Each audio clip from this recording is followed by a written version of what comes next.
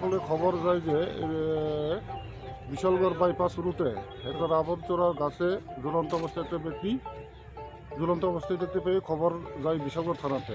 এরপরে আমরা তদন্তক্রমে আসিয়া ঘটনাস্থলে দেখতে পাই একজন লোক নাম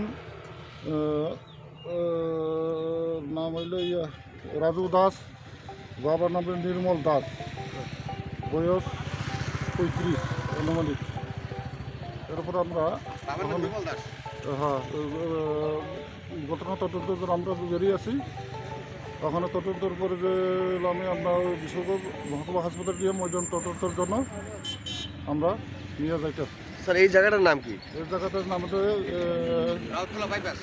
রাউতখোলা গোলাঘাটি বাইপাস। স্যার কি মনে হয় এটা অনেকে কইতাছে অনেক সন্দেহ অনেক মাইরা ঝুলে রাখছে, কি কইবেন এর ব্যাপারে? এটা তো ওখানে যে ময়না তদন্ত ঘটনাটা কী কারণে কীভাবে মারা গেছে এটা তদন্ত বেরিয়ে কি বুঝছেন এখানে স্যার?